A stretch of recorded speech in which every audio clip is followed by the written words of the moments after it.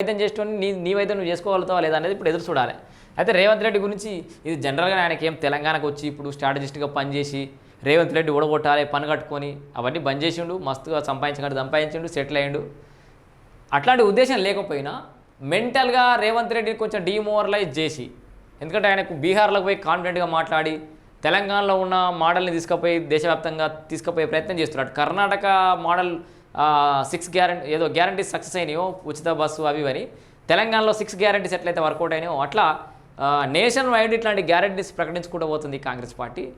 So ఇక్కడ బీహార్లో ఏమైనా అవకాశం ఉంటే కాంగ్రెస్కి అట్లాంటి అవకాశం ఇవ్వద్దు, రేవంత్ రెడ్డిని అట్లా మాట్లాడనేయకుండా చేసే ప్రయత్నంలో భాగంగా ప్రశాంత్ కిషోర్ ఇట్లా మాట్లాడుతుండొచ్చు.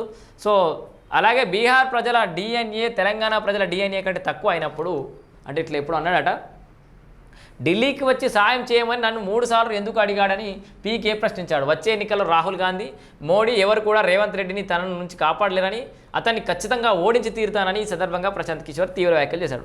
సో ఖచ్చితంగా తెలంగాణ మరీ ఓడిస్తా అని చెప్పేసి ఓవైపు ప్రశాంత్ కిషోర్ బహాటంగా వ్యాఖ్యలు చేస్తున్నప్పుడు, మరి బీహార్కు వెళ్ళి మరి ప్రశాంత్ కిషోర్ ఓటమిలో కారకుడైతాడా, కాంగ్రెస్ పార్టీ విజయంలో తన పాత్ర పోషిస్తాడా రేవంత్ రెడ్డి అనేది మాత్రం కాలమే నిర్ణయిస్తుంది. సో చూద్దాం. సో మొత్తంగా చాలా రోజుల తర్వాత ప్రశాంత్ కిషోర్ పేరు తెర మీదకి వస్తుంది తెలుగు వార్తా కథనాలలో.